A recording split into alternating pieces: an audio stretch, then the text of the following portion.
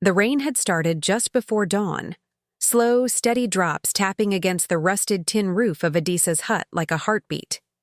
By midday, the downpour had turned into a curtain of water, soaking the red earth of the village, softening the paths into thick, sticky mud.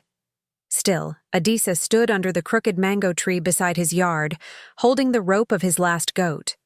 The animal was old, thin, and trembling, but it was all he had left. He had named her Zuleha after his wife, the only woman who ever understood the depth of silence that lived in his soul. When she died 5 years ago, he didn't weep at her grave. But today, letting go of this goat, something inside him cracked. He didn't look at the man who came to take her. He only stared at the animal's hooves sinking into the wet ground as it was dragged away, bleeding faintly. The man handed him a few folded notes, sweaty, crumpled bills that smelled like cigarettes and diesel. Adisa didn't count them. He knew what the price was. He had already bargained yesterday and the day before.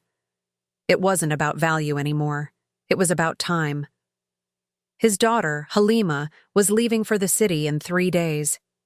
He needed just a bit more for her bus fare and the hostel deposit. He had already sold the clay pots, the spare bicycle tire, the old transistor radio, every object that held any memory of comfort. But that was nothing. He would have sold his own shoes if they were worth something. Inside the hut, smoke from the morning fire still clung to the thatch roof. The scent of burnt cassava lingered in the air, mixed with the earthiness of wet clothes hanging from a nail on the wall. There was no food cooking today. There was nothing left to cook. Adisa had skipped his last 2 meals, saving the last cup of maize flour for Halima's journey. He didn't mind the hunger. Hunger was a familiar friend. But silence was heavier. It sat with him in the evenings when the other men laughed at the trading post, and he stayed behind, counting coins under the lantern light. Halima was his only child. Born after 3 miscarriages, she came into the world screaming like thunder, fists clenched, as if ready to fight whatever curse had been chasing her family. From the moment she learned to walk, she followed him through the fields, asking questions. He couldn't always answer. Why do plants sleep when the moon comes out? Why do goats chew without swallowing? Why do people bury love under the ground? When she turned 6, he bought her a chalkboard and nailed it to the mud wall. She taught herself the alphabet, tracing letters with tiny fingers. By 12, she could speak more English than the village teacher. By 15, she was winning national science competitions, even though her shoes had holes and her skirt was always too big. The whole village watched her grow like a miracle from the dust. Even the elders, usually too proud to praise, would nod when she passed by. That girl, they would say, was sent by the ancestors. Adisa never stopped working.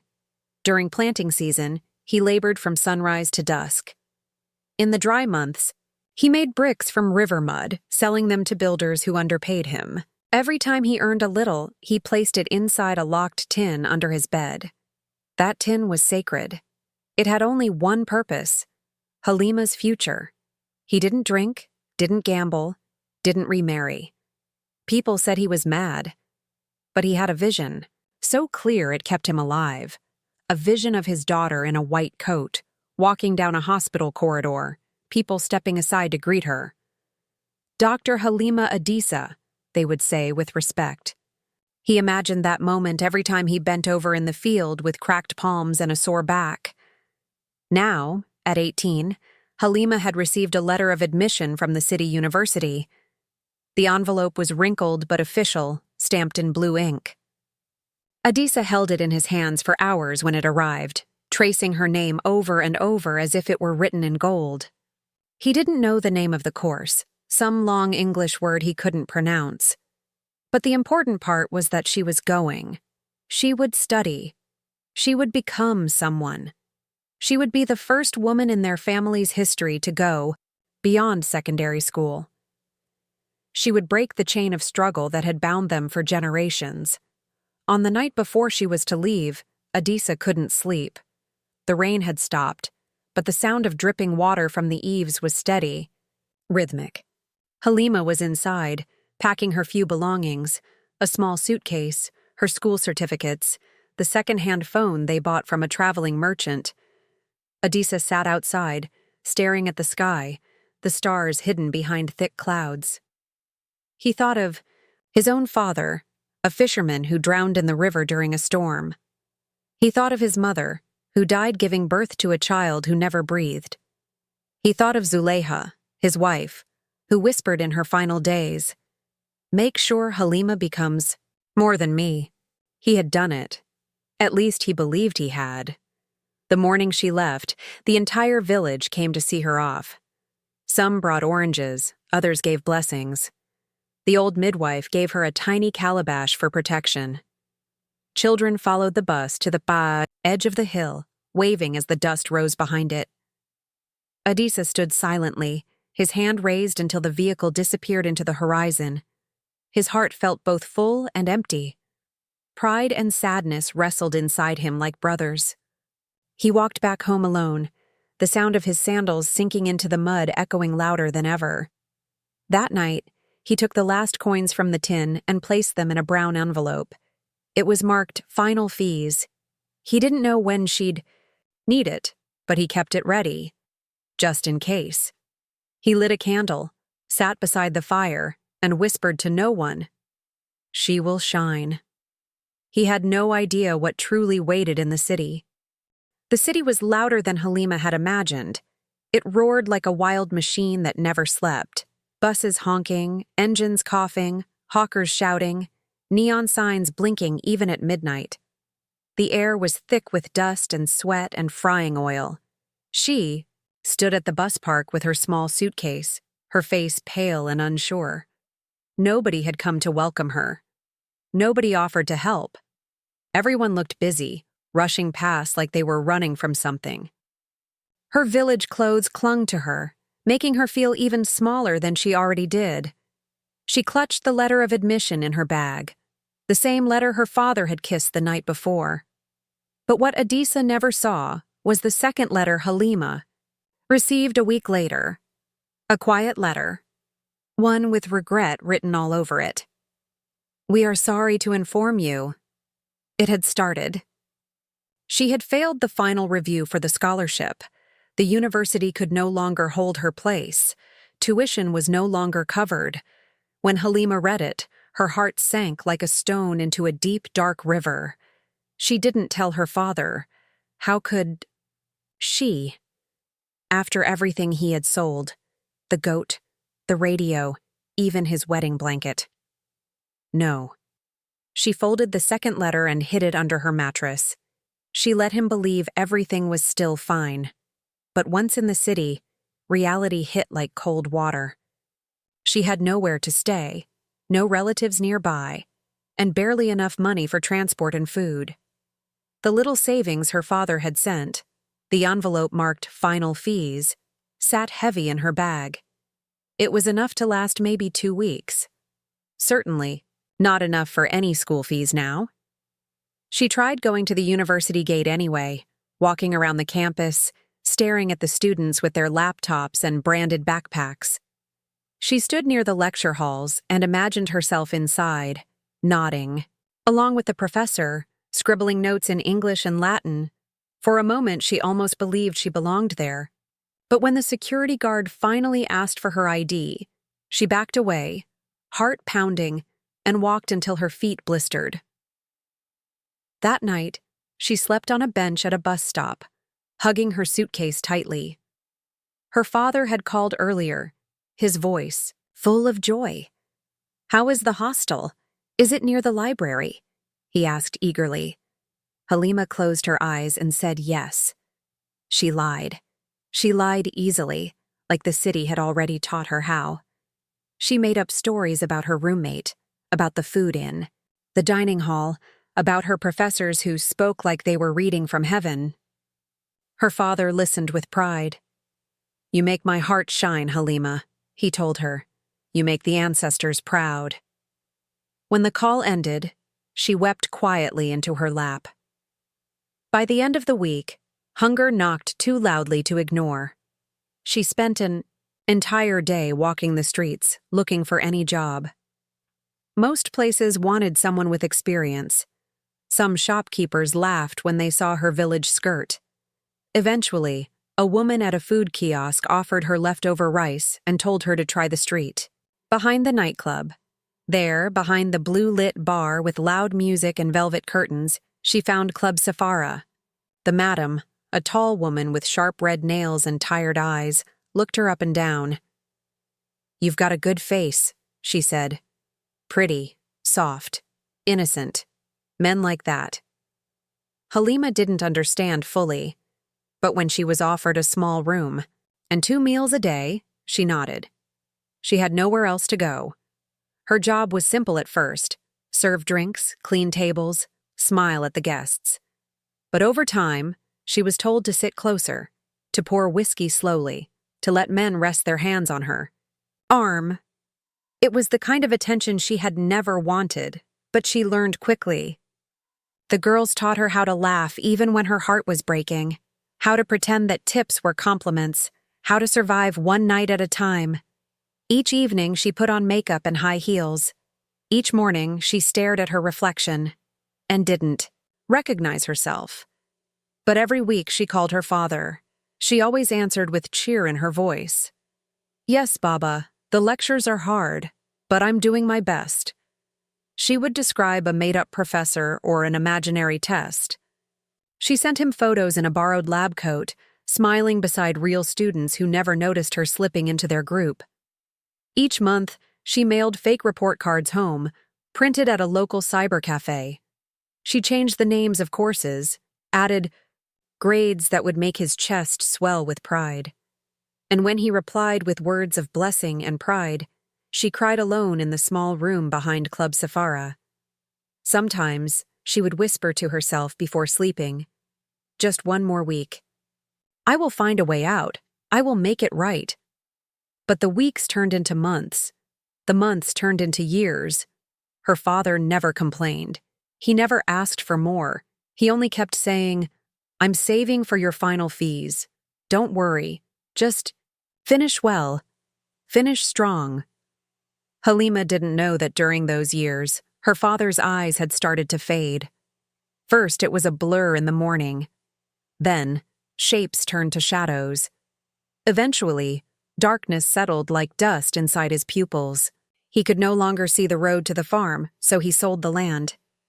He couldn't read the letters anymore, so the neighbor's son would read them aloud, always with a proud smile, because Halima's words were full of success. In the silence of the hut, Adisa kept his faith alive. Every time he heard her voice, his blindness didn't matter. He saw her with his soul, a doctor, a light, the one who would break their curse of poverty. Then one morning, 3 years after she left, she called and said she was coming home. Her voice trembled, but Adisa only smiled. "Come, my daughter. The village is waiting to see you shine." He didn't see the way she hesitated. He didn't hear the shame in her breath. He only felt the joy of a dream fulfilled. The sun rose slowly over the village the day Halima returned, casting long shadows across the fields her father no longer walked. Chickens scattered across the dusty path as the sound of a motorbike echoed between the huts. Her long city coat flapped behind her as she rode, one hand clutching a handbag filled with things she didn't earn honestly: perfumes, bangles, chocolates, and a second-hand smartphone she'd bought cheap in the city markets. Gifts for a father she had lied to for 3 years. The road looked smaller now, like the village itself had shrunk in her absence. But the guilt inside her had grown, swollen like a buried root. With each kilometer, it twisted tighter around her chest. She hadn't slept the night before. Her hands had trembled while packing. Her makeup didn't hide the truth anymore. The lie she had nursed like a sick child was now screaming inside her. As the motorbike slowed near the small brown hut at the edge of the village, she saw the crowd waiting. Neighbors, old women with folded arms, children squatting with wide eyes, young men leaning on bicycles. She heard her name being whispered. "She's back. The doctor girl. She stepped off the bike, her feet heavy like they didn't belong to her. Her smile cracked before it reached her eyes. Her father's voice came from the doorway, soft, aged, and unfamiliar. "Is that my Halima?" She froze. He was seated on a low wooden stool, dressed in his cleanest shirt, the one her mother had sewn years ago. His eyes looked past her. They didn't move, didn't blink at her presence. He couldn't see her. Her knees buckled. She dropped the bag of gifts without a word. Time shattered. Adisa stood slowly, holding the doorframe for support, his head tilting slightly as if listening to something far away. "Come here, child," he said gently. "Let me touch your face." Halima moved slowly, her breath shallow. When he placed his hands on her cheeks, his fingers trembled, rough with calluses. He traced her eyebrows, her nose, her lips, and smiled like he was touching a dream. "You've grown," he said. "You feel strong. I can feel your strength." Halima wanted to scream. She wanted to run, but instead she knelt.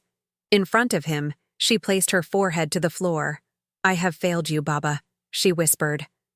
The crowd, still watching from the edge of the yard, fell silent. Adisa tilted, his head again. "What are you saying, Halima?" She didn't raise her head. "I never graduated. I never studied. I lost the scholarship. I couldn't afford the fees. I was ashamed. I lied. I created fake results. I told stories.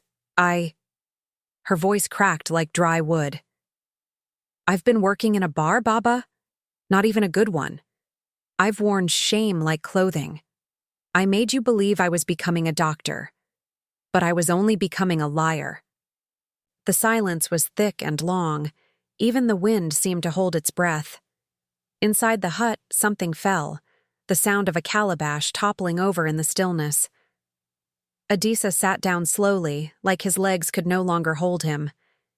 He didn't speak for a long time.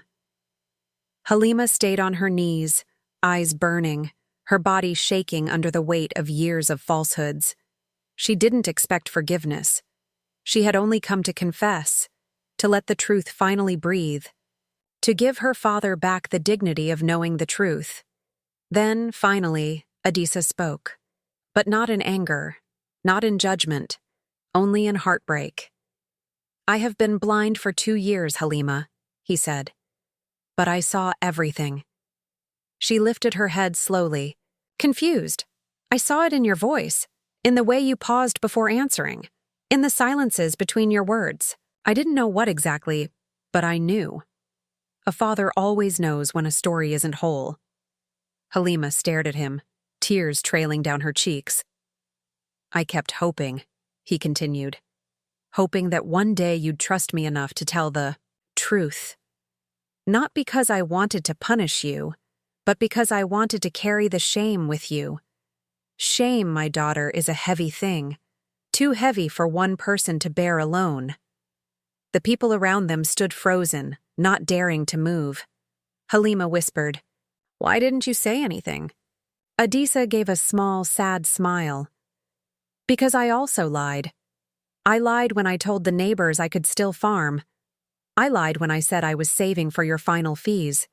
The truth is, I was begging. Every coin I sent you, someone else gave me in pity. But I didn't mind. I lied to protect your dream. And now I see. You did the same to protect my hope." Halima wept openly. Adisa reached for her hand. "The only thing I ever truly wanted was for you to live with dignity. That doesn't come from a title, Halima. It comes from truth." The village elder stepped forward quietly from the crowd. He spoke gently. "Adisa, what shall we do? Now?" Adisa turned his blind face toward the voice. "We forgive. What else can we do?" The words spread through the people like sunlight after a storm. One by one, the villagers moved forward. An old woman hugged Halima. A man placed a basket of yams at their door.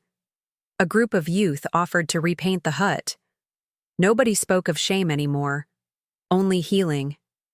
As dusk fell, Adisa sat back in his chair and lifted his chin toward the sky. "Halima," he said softly, "do one thing for me." "Anything, Baba." "Read me the graduation speech you would have written, if it had all gone right." Halima blinked, her throat tightened. Then slowly, she reached into her bag, pulled out a blank piece of paper, and began to speak. Not from notes, not from lies, but from the truth at last. "My name is Halima Adisa.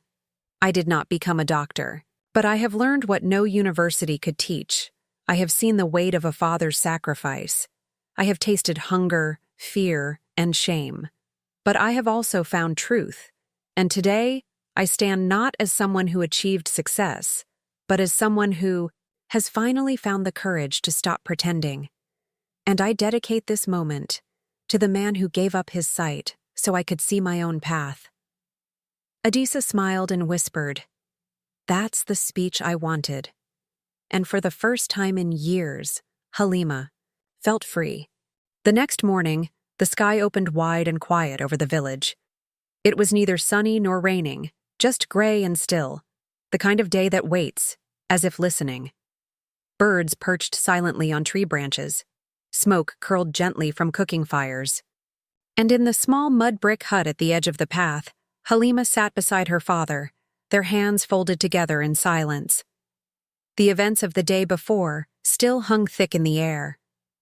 But something inside the home had changed, not just in the space, but in the air between their hearts. A kind of softness, a stillness, like wounds that had finally been cleaned, even if they still hurt. Halima had not slept, not properly. All night, she replayed her father's words, his smile, his forgiveness. Every part of her ached. She had come expecting punishment, perhaps rejection, but she received something else, something deeper, heavier, more humbling: grace. That morning, she woke up before dawn and swept the compound. She heated water, prepared porridge the way her mother used to make it. She folded her father's blanket neatly, just as he did for her as a child. And for the first time in years, she felt like herself again. Not the girl in heels and makeup at Club Safara, but the barefoot daughter of Adisa, farmer of the earth, keeper of honor. Her father sat calmly beside the fire, sightless eyes closed, listening to the sounds of the morning. "You're quiet today," she said gently. "I'm listening," he replied. "To what?" "To the way the world changes after truth has been spoken." Halima didn't answer, but she understood. Later that day, word spread that Adisa's daughter would be speaking at the village square. It was not a celebration, not the graduation party that had once been whispered about. It was something else, something braver. By midday, a small crowd had gathered beneath the old baobab tree. Wooden benches, plastic stools, even overturned basins were brought out. Children sat cross-legged on the ground. Women leaned on walking sticks. Men took off their hats. Everyone came, not for joy, but for understanding. Halima stood before them, dressed in the plain blue wrapper her mother once wore to the market. No makeup, no jewelry, just truth.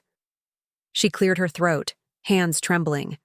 Her voice was small at first but grew with each word. "I came here thinking I would be punished, that I would be turned away for lying. But instead, I was taught something bigger than education. I was taught that the heart of a parent is deeper than shame, that love, real love, does not break. It bends and stretches until it becomes shelter." She paused, her eyes scanning the faces in the crowd, some tearful, some stunned.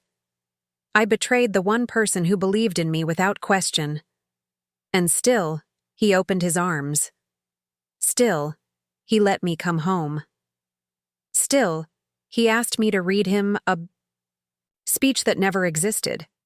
That is what true love looks like." There was a silence that followed, not empty, but sacred. Then slowly, the elder woman of the village stood. She was bent with age, her hair the color of moonlight. She said, "Only one thing. Let this story be remembered. Let it teach us all that truth, even when late, is still sacred." After that day, Halima stayed in the village. Not out of guilt, but out of calling. She began teaching the girls in the community, not just books, but life. She taught them how to write letters, how to speak with courage, how to walk with dignity even when wearing torn sandals. She built a small study hut beside her father's home, painting it white with the help of village boys. She named it the Room of Second Chances. People came from neighboring towns to see the girl who told the truth when she had every reason to run. Mothers pointed her out to their daughters. Fathers nodded when she passed. Her shame turned into a seed, and from it, something powerful began to grow. Adisa never saw it with his eyes, but he felt it in the laughter of children reading aloud. He heard it in the songs sung by girls who once had no voice. He tasted it in the food brought by neighbors now proud to share their harvest with him. He would sit every evening beneath the mango tree, facing the setting sun, eyes closed, smiling. One evening, as Halima sat beside him, he reached out and touched her hand. "I may have gone blind," he said quietly, "but I see clearer than most men now." "How so, Baba?" she asked, tears rising again. "Because I saw the worst in you, and loved you anyway. And now I see the best in you growing." Halima leaned her head on his shoulder. "I don't deserve you," she whispered. "You didn't have to. That's what love is. Not a reward, but a gift." That night, the moon rose bright and full over the village, washing the rooftops in silver. Somewhere, a flute played softly. Children's laughter echoed in the distance. And inside the little hut that once held lies and silence, there was only peace.